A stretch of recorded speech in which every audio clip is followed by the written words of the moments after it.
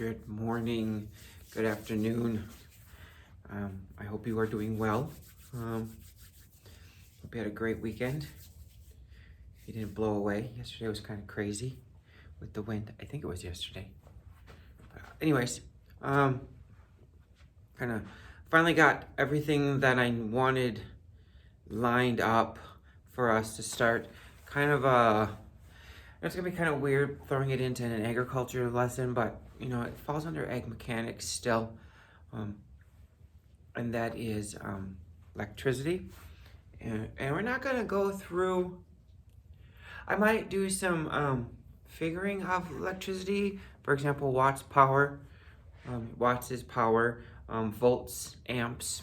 Very simple.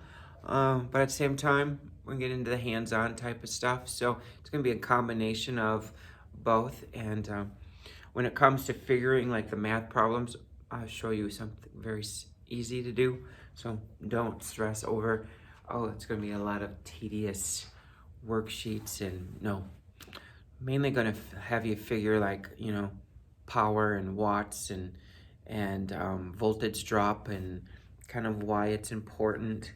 And it relates to agriculture in the sense of, a lot of you probably, maybe on your farms, do your own type of electrical work, and you might as well learn it.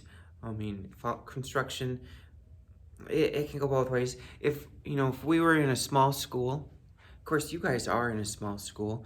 If you guys had your own ag teacher, more than likely that ag teacher will also be responsible for teaching shop type things like welding, construction, electricity, plumbing. When I was teaching in Rolla, teaching agriculture, I worked that all in. So, I taught welding, I taught construction. Kids learned how to use the tools. We learned plumbing. We learned electrical. We went out and surveyed land to see, okay, this is where we want to build a site. How much of the land do we have to remove to make sure that that building sits on flat, or how much soil do we have to add in? So a lot of times smaller schools with their ag programs have a tendency to do all of that. But here at the center, kind of been told, don't do too much construction because there's an actual construction course. But if you look in the agriculture education standards for North Dakota, there is definitely a lot of shop in there. So, but anyways, enough of that baloney. So today after school, I'm going to run everything over. So today is going to be kind of sit and listen. And then tomorrow you're going to do what I have you do in this video. So you probably won't get a video tomorrow because this video takes care of tomorrow also. So you're going to actually prep your fake wall.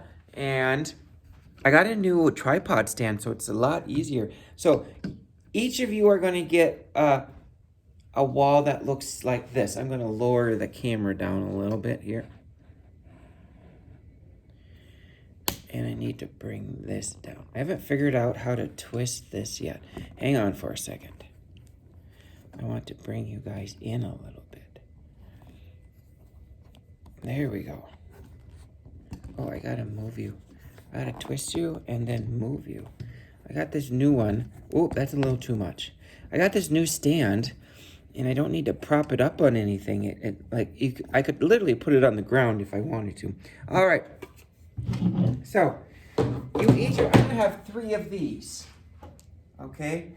Now I probably lowered it too much. But anyways, let me just raise you up and then you're gonna get 3 of these. I'll leave it up to you guys if you want to do this in groups. I would suggest,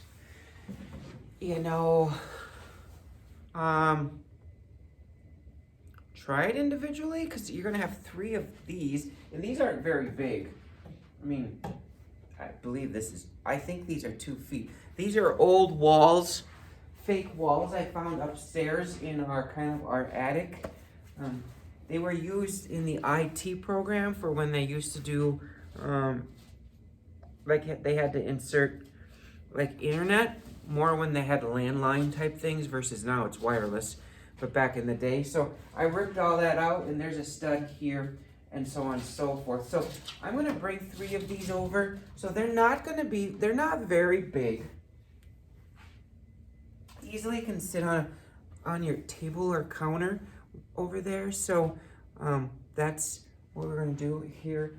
But what you're gonna do today is kind of prep your wall, and you're gonna put in these outlet receptacles. They're more than just outlet. A switch can go in here too. There's gonna be different, I have a whole tub. It's gonna be a blue tub. I will bring it over. It'll be a lot for Ty to bring over if I say, hey, you need to bring all this over. So I will just bring it over after school. So it'll be a lot easier. Plus, I need to go find the wire. We didn't have any wire at the school like I thought we did because we had a ton of these things. I raided the shop, but there was electrical wire, but it wasn't the wire that I wanted you to use. So this part here is the outlet receptacle, switch receptacle, however you want to say them. A lot of them are plastic. There are metal ones. I just deal with the plastic ones. Sometimes the kids get a little nervous because sometimes I'll probably come over and make when you put in circuits and you put in different outlets, I'll probably come over and I'll test it. I'll make your wall live. Easily make up a little device to make your wall go live. So I use the plastic ones. So the way these are you're gonna insert a bunch of these into your wall. So when you look at the receptacle, is there an up and down? No, not really.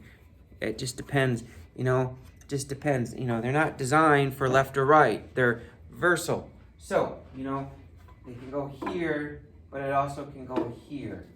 It can go here. And technically, you can, because sometimes you're going to find outlets on the ceiling. And you don't have any in here. I had one in Rolla. My outlet was on the ceiling for when we had projectors up in the ceiling. But so they can go which way they want. So what I want you to do is to put a bunch of these on your wall. So there should be a hammer in there. If you need to go borrow an extra, I'm gonna go see if the shop has an extra one. So most of them come with a nail. I tried to make sure that they all had nails so that you knew. Okay, this is important here. These 2 little things right here. So when you put this up on the wall, the edge of the stud needs to go right here. So I will be grading this so you do it correctly. So I'm gonna bring this a little closer here. Ooh, I almost tipped over the coffee. All right, I'm gonna make you guys go to the floor. There we go. Oh, I like this new tripod. So much easier. Okay, so when you put this on here, now I don't care. As you can see here, these need to butt up against the stud. Okay, and the reason why, do you know the reason why? If you do, kind of say it out. Reason why is that when you put sheetrock on, remember, these are bare, you're gonna put sheetrock on. The sheetrock is gonna be, is that thick. So, and this has to be kind of flush with the sheetrock so that you can put the plate on. The plate is the part that you see on an outlet. So that is why. So it's going to be important that these things right here get put here. So when you put these on, you can put it, you just flip it over if you wanted to put it on this side. So fill your wall with them. Even if we don't use them all, you'll have them there. Of course, you can be able to add them as you go. So you do not need to put any up along here. There's no need to do. So just put them on the actual studs. So, and everyone should probably put one up here, because what's going to happen here, and I would put it more, you don't put it way up here, put it more here, because when I make your wall live, I'll probably use this as my wall this is the outlet that I'll make you go live with. So I don't care if you put 1, 2, 3, 4, 5, but make sure that the morning kids save some for Marty in the afternoon. There is plenty, but there's boxes, so do you need 6? No, why don't we just put on 5? And I don't care. 1, 2, 3, 4, 5, or 1, 2, 3, 4, 5. Put on that many for now. Let me loosen this back up and talk to you. It's kind of weird talking to my... All right. So maybe put on 5 for now so that you get an idea. And again, all you do is take the hammer and...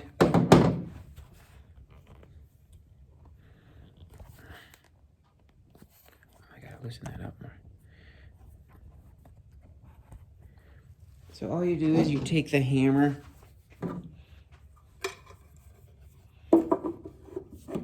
and just pound them in. Do they have to be all the way in for this case? Don't pound them all the way in because I will have you take it apart when we're done. So if you pound that all the way in, that's going to be a lot of... So just get enough so that these stay firm.